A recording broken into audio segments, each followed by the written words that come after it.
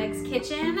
We are going to be cooking our Sunday sauce dinner tonight. Sunday sauce is basically just an excuse to eat something extremely delicious and spend so much of the last day of the weekend just cooking around the stove with family and friends. So today we're going to be creating ricotta stuffed shells with a homemade pasta sauce. So let's get started.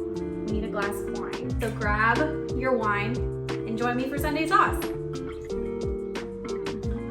But first things first, everything you need to make this dish. For the sauce, start with a big can of crushed tomatoes and then a big can of tomato sauce. But today I'm mixing it up a little bit and I'm doing regular tomato sauce and then this fire roasted tomato sauce that has green chilies in it. I think it's gonna be delicious to pair with the ricotta and the creaminess to have a little spice. And then an onion and fresh chopped garlic and some herbs. And then for the shells, you obviously need some shells, some jumbo shells. And then for the ricotta mixture, we're gonna use ricotta and then mozzarella and fresh Parmesan, as well as some fresh herbs and a little lemon zest. So let's get started and prep our ingredients. The first thing that we are going to prep is our onion. Top the ends off with your serrated knife and then peel the onion. So then cut it right in half. You're just gonna take this half, and the way you're gonna cut it is you're gonna cut it down, but leave this edge where it is. And make sure when you cut, you have your fingers closed. So you just go down with the grain, and then I just put my whole fingers in there after I said, watch out. My dad would freak out. Okay, so once you have it sliced down, then you're just gonna go and make your chops. Bam. Wine break. Once that's done, put it all into a prep bowl. Onion is chopped. So next we have the garlic. Fresh garlic is so cheap, and it's totally worth it. The best way I have found to chop garlic is to separate it into cloves. Put the clove down. Sometimes I've tried to do more than one at once. It doesn't work. I don't know, it's just me. And then you're gonna lay the knife on top of it flat and hit it with the palm of your hand. And sometimes it goes everywhere. And then it just peels the skin right off. I am going to be doing about 6 cloves of garlic, so I'm gonna save 1.5 to 2 of them, probably one large one and a small one for the ricotta mixture, and make that one extremely thin, and then the rest is all going straight into the sauce. I don't know if anybody else gets like this, but whenever I watch people chop things on TV, I get so much anxiety, so I hope I'm not giving anybody that anxiety today. I'm just trying to show you how to chop garlic. So the last things we're gonna prep are herbs, which are so fun to prep. We're gonna do a bunch of parsley. And then we're gonna take it, toss it into a prep bowl. Our basil, so just get a handful of huge basil leaves. Oh my gosh, it smells really good. Okay, so we're gonna take the basil, stack it, and roll it up. Slice it. Rolling your herbs is the new way to go. Delicious.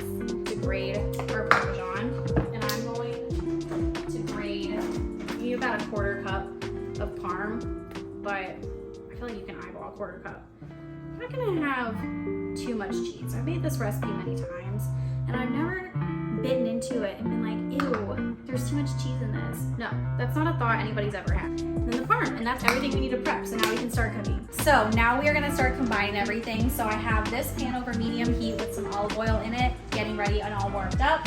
And then this pot, I'm boiling my pasta water. And then I also have my oven preheated to 350 degrees. My pan is nice and hot, so I'm going to saute my onion and my garlic. And usually at this stage, if I wasn't using the fire roasted tomato sauce, I would be mixing this with red pepper flakes, which is so delicious and good. So if you don't have that special tomato sauce, add red pepper flakes, like a 1/2 teaspoon or a teaspoon depending on how spicy you like it, and it's so delicious. Okay, so these are looking perfect, so I'm gonna add my sauce and get everything ready to just simmer for about 25. Fresh tomatoes are just so good in my opinion because instead of diced, they really hold in a lot of extra flavor. We're gonna add in the fire roasted tomatoes with all the juices. And then tomato sauce. I'm gonna put some of our fresh herbs in.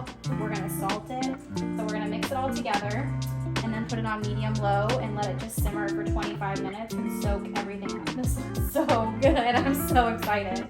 Let's see, our pasta water should be boiling by now. It is! Timing! Now it's time to cook some jumbo shells. We want to cook them about 9 minutes, not the full 11 minutes to al dente. You want it just before then, so they're still a little hard, and then they can cook the rest of the way in the oven under the sauce. So, and in the meantime, let's build our filling. Now we're gonna put together the ricotta filling. So I have a measuring cup right here that I'm gonna give myself away. I did buy today. We're gonna fill it all the way up to 2 cups with a filling. So 1 cup of that is just going to be 1.5 cups of that is just gonna be straight ricotta. I'm trying to save a little ricotta, full transparency, because I really want to make pizza this week with fresh dollops of ricotta, so I need just enough to make a pizza.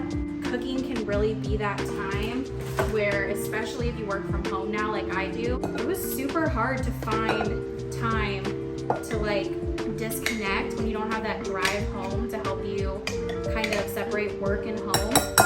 And cooking really became that for me.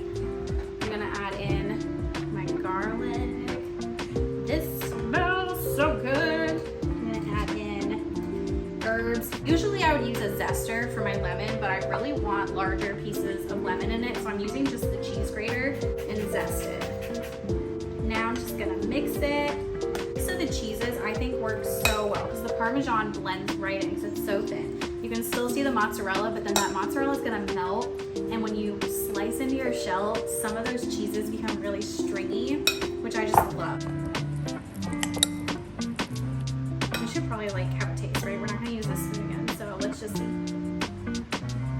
Oh, that's actually really good. Oh my God, I did a great job. So now the filling is all done.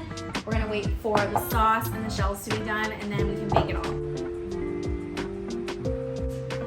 The shells are done, so we're gonna drain them and let them cool. You have a Ziploc bag. I like to make a piping bag, and it just makes it a lot easier and more consistent. So, one of our shells, open it up a little bit, and then pipe the filling right in. The sauce is all done. Oh, it looks so good. Oh my God. Okay, that perfect combination of sweet and salty. That's so good. That's sick. Okay, I'm just gonna take my sauce and ladle it right over my shells. Get it nice and covered. I have my oven at 350, and then we're gonna bake it for 25 minutes. It's done. Oh, I'm excited. that looks so good. Okay, so now we're gonna plate it. So I already filled the bowl with a little bit of sauce, and then noodles, and lay them in. Oh, it's so good. A little basil, because gotta have a garnish, as always. Wow. This looks amazing. Thank you.